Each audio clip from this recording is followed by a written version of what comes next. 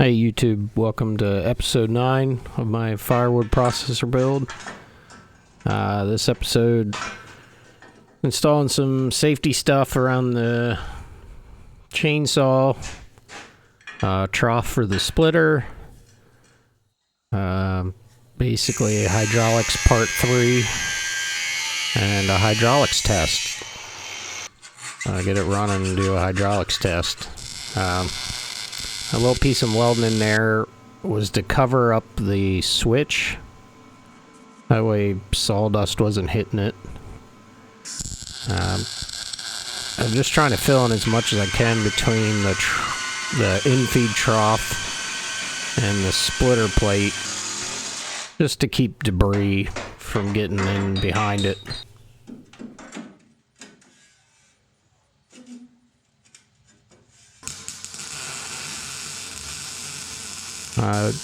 Didn't really have any C-channel thin enough, so made some out of this angle iron to basically cover the travel of the saw.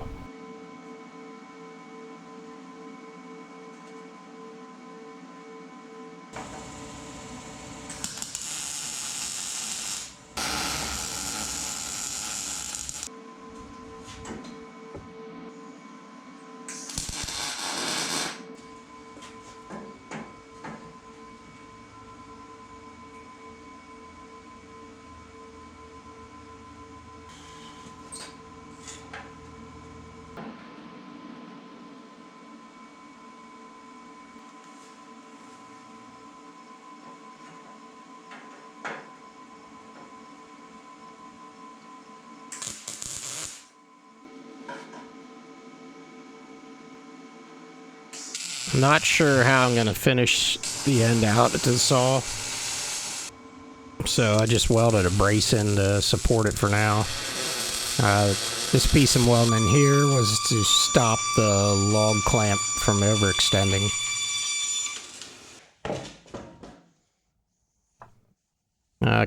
Cut that piece of plywood at 20 inches, which was way too big, but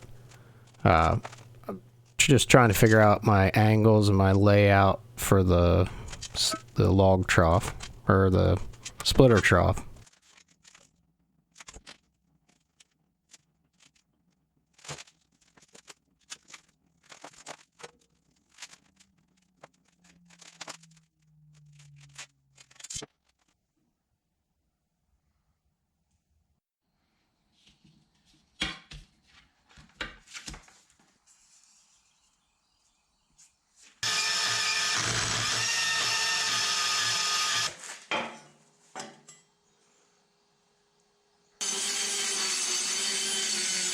I cut a hole out. These are the pieces out towards the wedge. I cut a hole in the one for the lines that'll go through for the wedge hydraulic lines.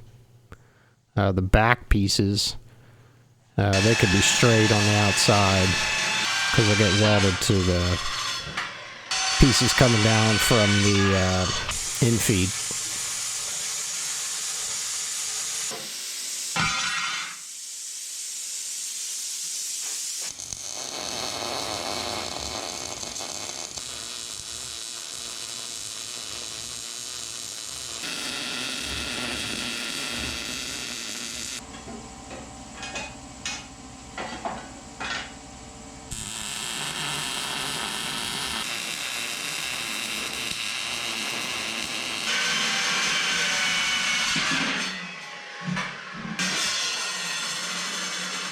This piece I'm cutting from is 3/16.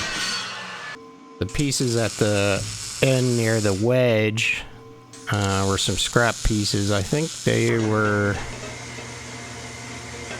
might have been 3/8. No, I know they were thicker than 3/16. Maybe they were like 5/16, something weird. But they're definitely thicker than the 3/16 pieces. And then I put C-channel down pretty much as low as I could go, just for some added strength.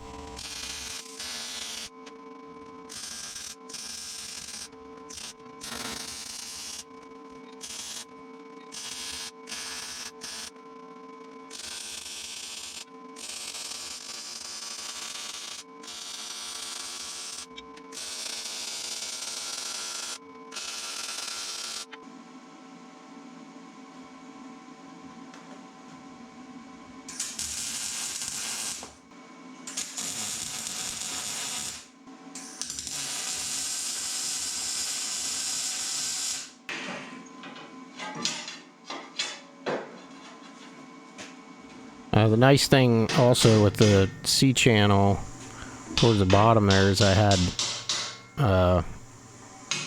was able to weld everything from the outside pretty much, so it was a lot easier to weld versus just doing a butt weld.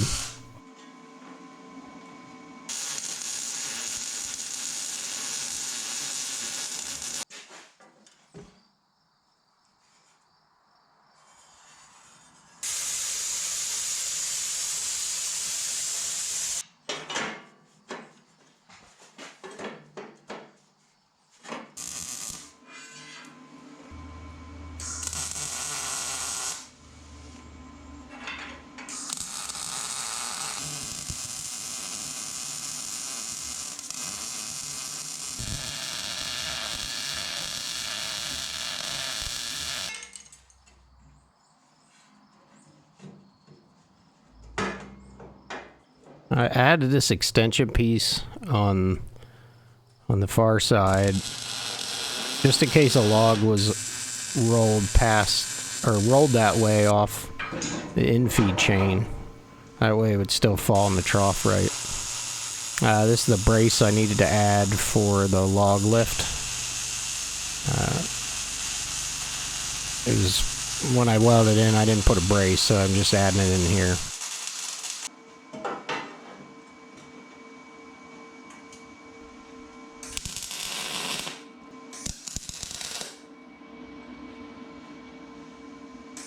These are pieces of the old infeed guide I cut up, and I'm just kind of welding in a frame around this piece. I'll weld one on the other side just to add strength and also to make it so the edges weren't sharp.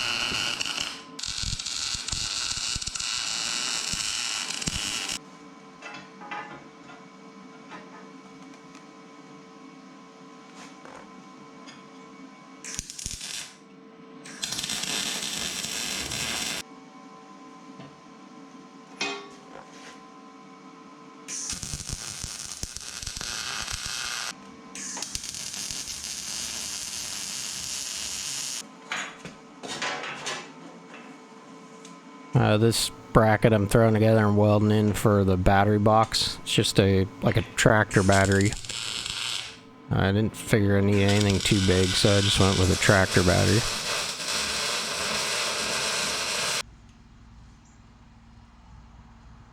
Just running some wiring. This switch is the one that'll activate the clutch, the infeed solenoid, and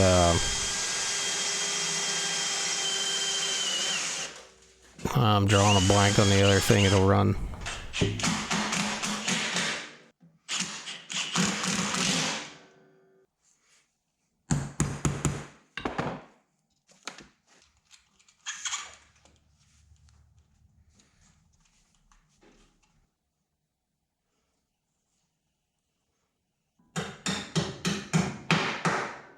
The other thing was the oil solenoid, which I'm not putting the solenoid in. At least the solenoid I got, the holes through the solenoid are way too small. I don't even think oil would flow through them. So here I'm just putting on a manual valve that I can adjust and go from there. So I gotten the rest of the hoses and fittings I needed. I didn't really move the camera around to where I was working that much, so I just kind of did a sort of a sped up version through here to you can kind of see that I did at least make progress. But at this point it was so much stuff to do versus moving the camera around, so I figured I just set it up and let it go and start running hoses.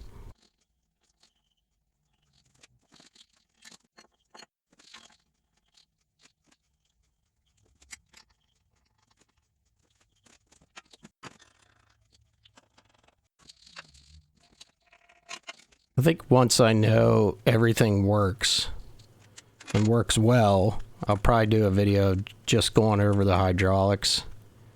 That way if somebody wanted to basically copy what I did, or at least maybe give them a better idea of what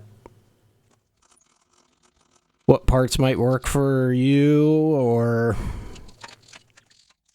something along that line. I think I'll do a detailed video of each hydraulic component and at least my understanding of it. And the proof will be in, if everything works, that these are the components that'll work best together.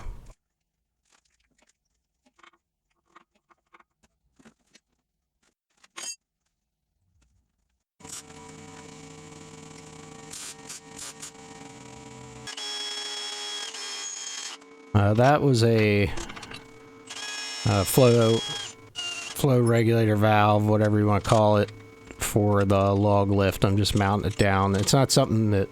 It should be something, once it's set, it should never need change, so it's not something I need to get to while I'm operating it.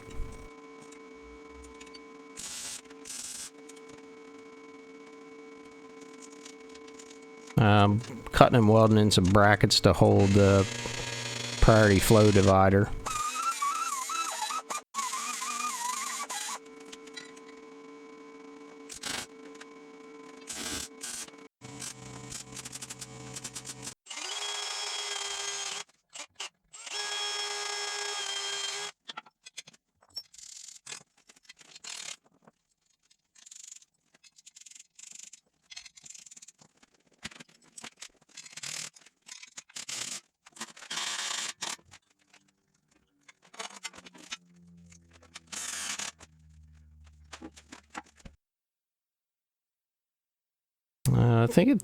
I think at this point I had everything, all the hoses on, so now I'm going through and I got hose separator zip ties or handcuff zip ties, whatever you want to call them, and I'm basically just trying to organize the hoses as best I can so they're not touching anything, they're not rubbing against each other. I'm not 100% sure why I lost audio in this part, but there was no audio. I'm also going through and tightening the fitting and then putting a check mark on it just so I know that I tightened it. The idea there was if I did that, I wouldn't miss any.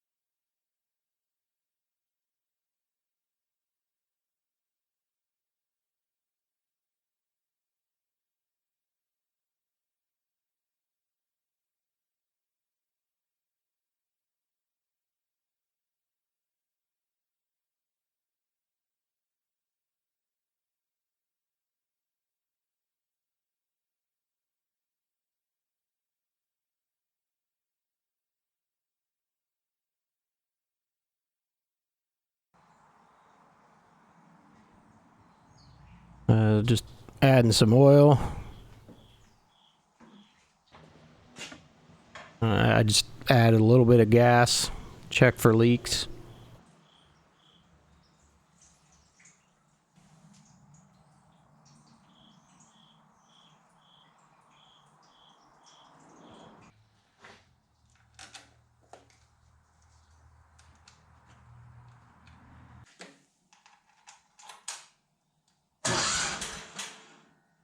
If you notice, the clutch pulley is moving around way too much.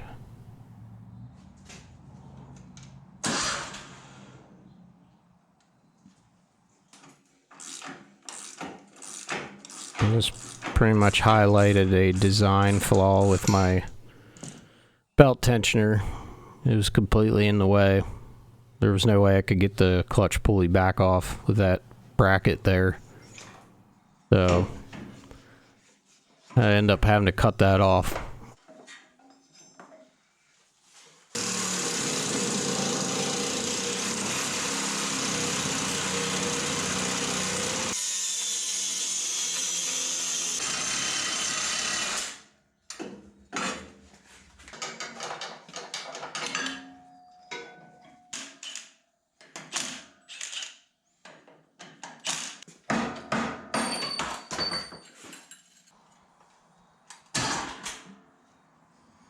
I'm cranking it here to see if it's this aluminum hub, and it is. I can definitely see some run out in that hub.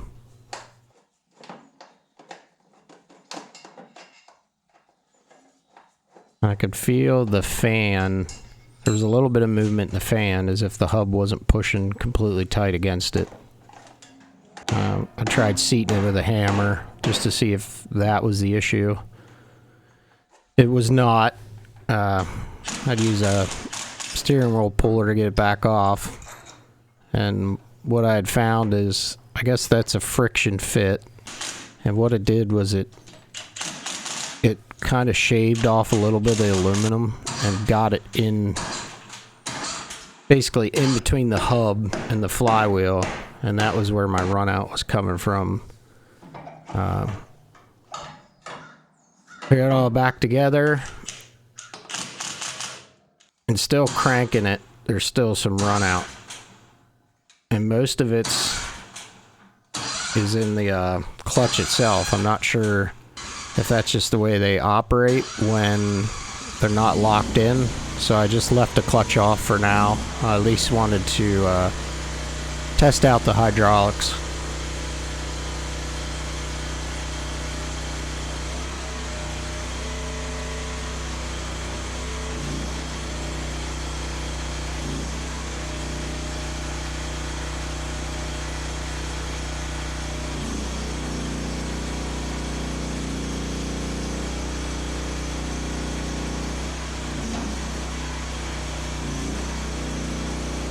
The saw return is way too fast, so I actually ordered a flow regulator for that too, so I can adjust how fast that is.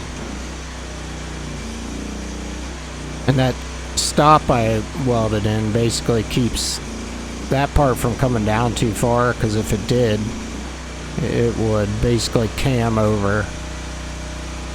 So I had to put a stop in.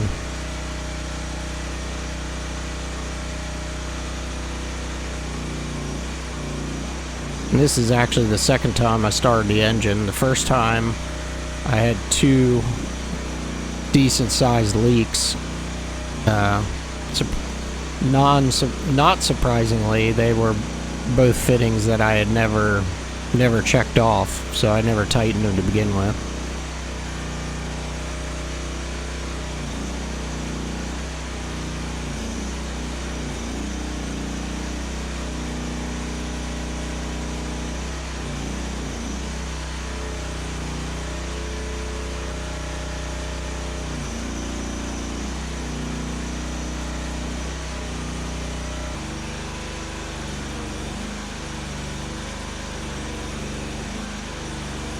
Here I'm just adjusting the flow to the wedge lift. Just get it to a decent speed so it's not too fast. I found another leak. Another fitting that I never tightened, never marked.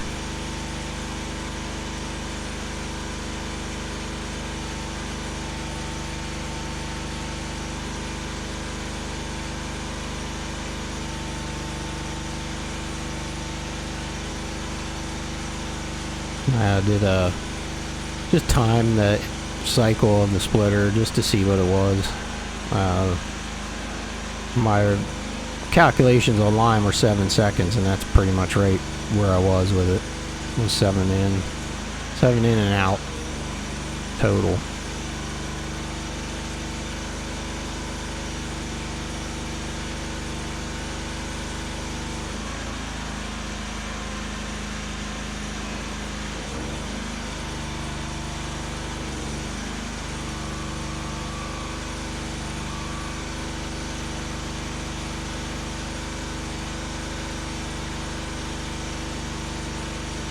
I'm pretty impressed with not having any real experience with hydraulics, just doing as much research online as I could for everything to work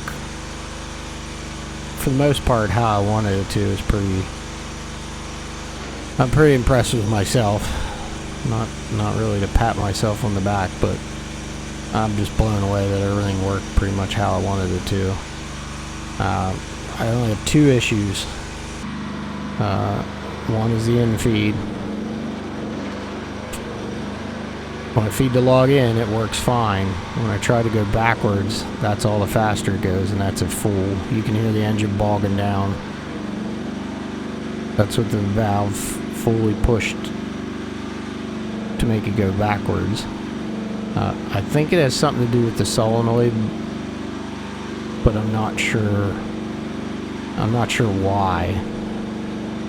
It's not a huge deal because I don't think I should have to back up logs very often, but if I do, it is going to be a big deal because that's all the faster it'll go.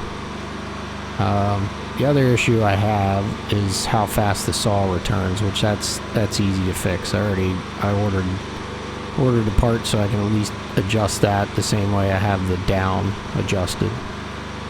So that's pretty much it for this one. I didn't have any footage of filling the hydraulic tank, but I filled it, and you can see the black buckets in the background. 40 gallons of was it AW32 or whatever? But 40 gallons in the tank was pretty much the right amount. Once I ran it and everything, the fluid level's about halfway up the gauge. Might need to top it off a little bit, but it's a lot of fluid, so I definitely shouldn't be overheating it ever, but